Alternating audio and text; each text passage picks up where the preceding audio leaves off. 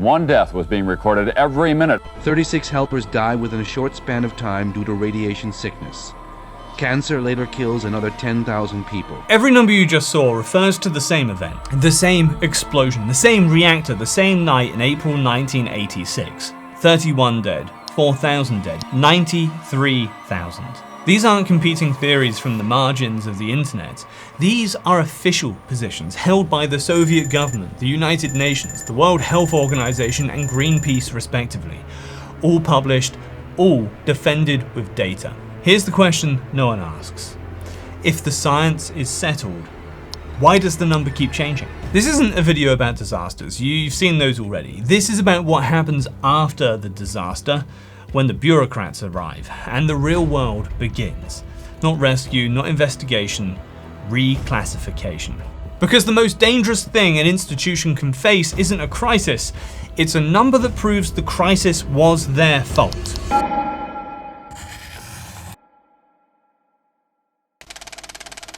In the 1920s, engineers at General Motors had a problem. Car engines knocked, the pistons misfired, it was loud, it was inefficient, and it was costing them money. A chemist named Thomas Midgley discovered that adding tetraethyl lead to petrol solved the knocking. GM partnered with Standard Oil and DuPont to form the Ethyl Corporation, and leaded petrol went to market. Within months, workers at the production plant started dying.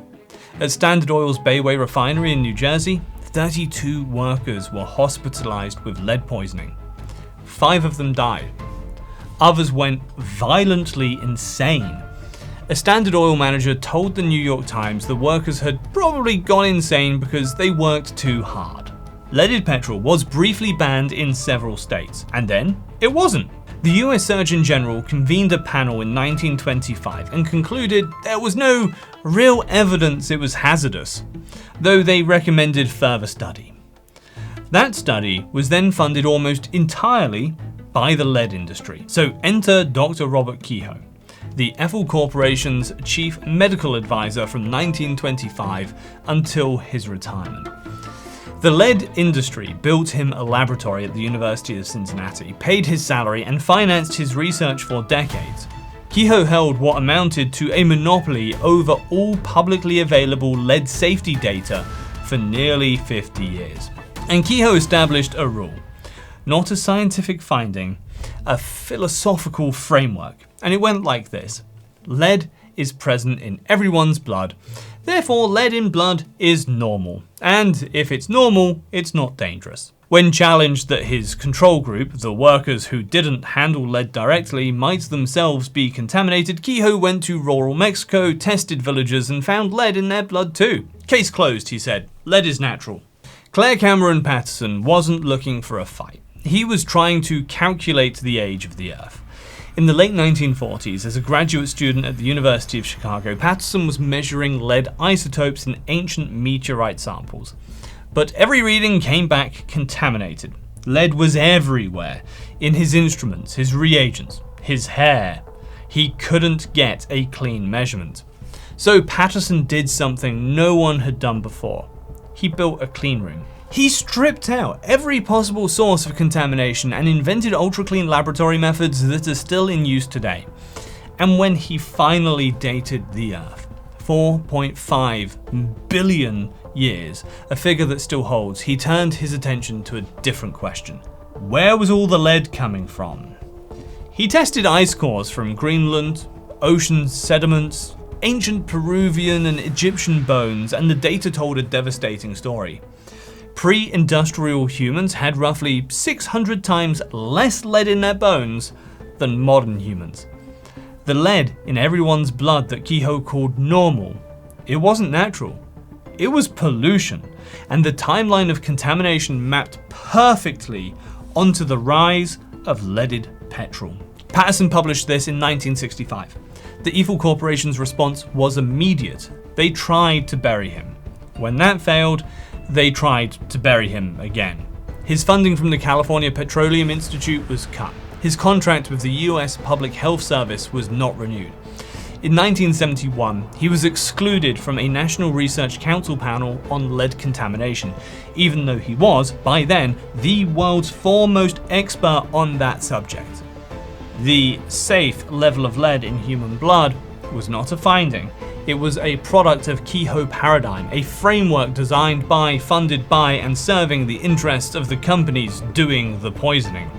The normal was never normal. The number was manufactured. And it took one stubborn geochemist working alone for years to prove that the baseline itself was a lie. Kehoe lived to 99. Patterson died at 73. 3 weeks before, leaded petrol was finally banned in the United States on January 1st, 1996. By the late 90s, blood lead levels in Americans had dropped by up to 80%. The number hadn't changed because the science changed. It changed because someone finally measured it without the industry holding the ruler. January 1951, the first atmospheric nuclear test at the Nevada test site. An 883-man battalion combat team watches a 21 kiloton detonation from 7 miles away, then marches to within 500 yards of ground zero. Each soldier wears a film badge. The Atomic Energy Commission sets the allowable radiation dose at 1 rad. That's the number, 1 rad. The AEC's own standard. Remember that. By March 1952, the Pentagon calls that limit tactically unrealistic. They want troops closer. The AEC Division of Biology and Medicine warn of eye damage, they warn of burns, but the Division of Military Application overrules them and allows troops within 4 miles. The military's reasoning: well, soldiers need to exploit the enemy's position after a blast. By October 1952, the Pentagon asks to raise the permissible dose from the AEC's limit of 3.9 röntgens over 13 weeks to 3 röntgens of prompt whole-body nuclear radiation. The exposure during the actual detonation plus additional residual radiation on top. By 1953, things accelerate. During Operation Upshot Knothole, troops in trenches 4,000 yards from a 24 kiloton blast are caught when the wind shifts and blows the radioactive cloud directly over their position. The dose is logged. The exercise continues. 3 minutes after detonation, the battalion launches its attack, marching towards ground zero through heavy fallout. By 1956, the Army's allowable dose at the Nevada test site is 6 rads, double the national permissible level of 3. By 1957, the Army is requesting permission to conduct its own nuclear tests with its own weapons on its own test site, setting its own radiation standards. Almost every time the military asked the AEC to increase exposure limits, the AEC acquiesced. A declassified Time article from 1979 laid this out plainly. Former AEC Commissioner Eugene Zucker testified before Congress and said the balance was allowed to tip to the military. They knew the implications. I don't think it was our responsibility to override them. Meanwhile, the people of St. George, Utah, 65 miles downwind, are told nothing. After the notorious Dirty Harry shot in 1953, the AEC doesn't advise residents to stay indoors or avoid local milk and vegetables. Children play at morning recess a full hour after the fallout settles. Instead, the AEC releases an emergency film assuring the public that they are safe. It was the sheep that died first. 18 to 20,000 sheep grazing in the fallout zone in the spring of 1953. The AEC attributed their deaths to malnutrition. Yeah, the ranchers weren't buying it, and neither did anyone else who saw the lesions. The children died next, slowly, over decades. Communities where childhood leukemia had been virtually unknown saw clusters in the late 1950s and 60s. Leukemia rates in downwind Mormon communities exceeded non-downwind communities by roughly 5 times. The National Cancer Institute later estimated that American children had been exposed to 15 to 17 times more radiation from the Nevada tests than the government acknowledged at the time. The numbers didn't go up because scientists learned something new, it went up because the mission required it. And every time the number moved, the people downwind absorbed the difference. April 26, 1986. Reactor number 4 at the Chernobyl nuclear power plant explodes during a safety test. От Совета министров СССР. An official announcement from the Council of Ministers. There has been an accident at the Chernobyl atomic power station. The initial Soviet death toll, 31. 2 killed by the explosion, 28 from acute radiation syndrome in the weeks that followed. 1 heart attack. That is the number Moscow gave the world, 31. And for years, that's where the count stopped. An estimated 600,000 liquidators were sent to clean up the site. Many worked without adequate protection in lethally irradiated zones. But the Soviet Union classified the operation, and individual dose records were incomplete or lost entirely. When liquidators died, their deaths were often attributed to other causes. The number stayed at 31. Then in 2005, the Chernobyl Forum, a joint effort of the IAEA, the World Health Organization, and the governments of Belarus, Russia, and Ukraine, released a landmark report. Their projected long-term death toll, 4,000. Now, 4,000 sounds like a significant admission. Except there's a problem. The forum's own research actually pointed to a figure of 9,000. The 4,000 number was drawn from a narrower population. When challenged, the UN issued a correction, but by then 4,000 had already become the headline. Several of the scientists whose work the forum had cited came forward publicly, saying their research had been misinterpreted or misrepresented or just cleanly taken out of context. The Lancet noted the death toll remained contested. Ukraine researchers at the National Research Center for Radiation Medicine said they had contributed to the report but were shocked by the final draft, which they had not approved. Greenpeace commissioned its own study in 2006, drawing on 52 scientists and including research that had never been published in English. Their estimate, 93,000 cancer fatalities, with up to 200,000 additional deaths in Belarus, Russia, and Ukraine between 1990 and 2004. The Union of Concerned Scientists independently estimated 27,000. A Russian-authored study published through the Annals of the New York Academy of Sciences put the figure at nearly 1 million, though that estimate has been heavily disputed. Now, I'm not here to tell you which number is correct. I am here to point out that each number serves the institution that produced it. The Soviet 31 minimized state failure. The IAEA's 4,000 protected the credibility of international nuclear oversight. The WHO's 9,000 acknowledged more data but still relied on the same contested dose models. Greenpeace's 93,000 supported a broader anti-nuclear mandate. Every number carries an institutional signature. And the people who actually lived through it.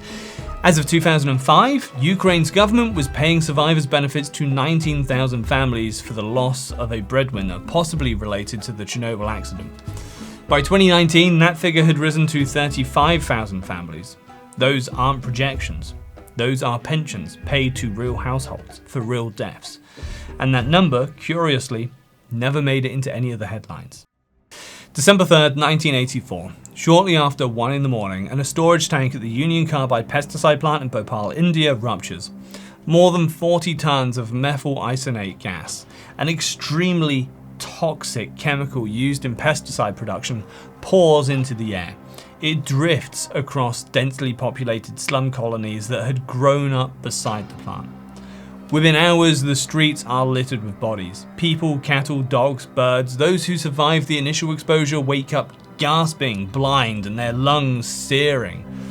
Pregnant women miscarry on the spot. Hospitals are overwhelmed and have no idea what chemical they're dealing with. Union Carbide's initial position, 3,800 dead. The Indian government's official immediate death toll, 2,259. Even the official number was lower than the company's own figure. Think about that. Independent reporting painted a different picture. At one point, an official said 1 death was being recorded every minute from the poison gas leak in the city of Bhopal. 7,000 funeral shrouds were sold in Bhopal in the first 3 days, and that count covered only Hindu victims who were cremated. Muslim victims, who predominated in the worst hit areas, were buried, and their deaths were tallied separately, if at all. Bodies were loaded onto army trucks and taken to mass graves or dumped in the Narmada River.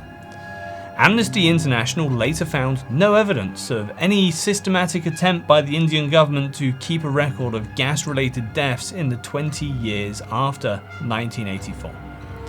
In 1989, Union Carbide settled with the Indian government for $470 million. The settlement was calculated based on a casualty figure of roughly 3,000 dead. Not 16,000, not 20,000, 3,000.